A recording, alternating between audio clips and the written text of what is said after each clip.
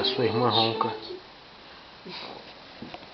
Vamos escutar a Edna roncando, falando francamente com o Wagner.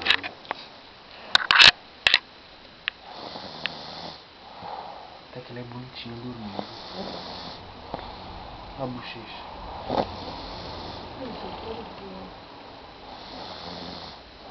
Tem esmalte aí pra pintar a unha dela? Acho que ela tá com a mão escondida. Tá com a unha tão bonitinha, eu vou estragar. Edna, fala um oi pra câmera. Quero você devendo da conversagem.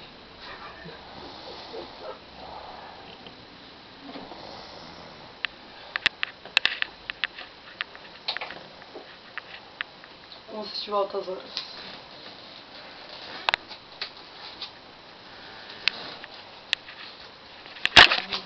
Mais um filme não. Não, pelo amor de Deus. Eu aguento. Eu dormi. Será que eu vou trabalhar amanhã?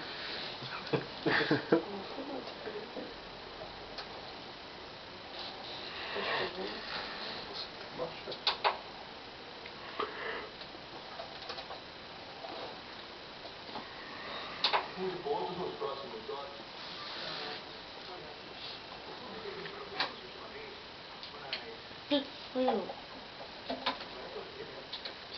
Tá te chamando. Bom dia, Edna. Vambora? 7 horas da manhã, mano. Oxi.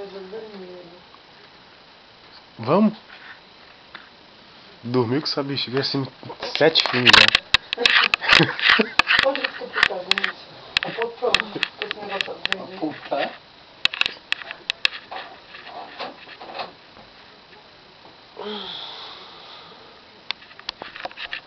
Olha o irmão do outro bandido.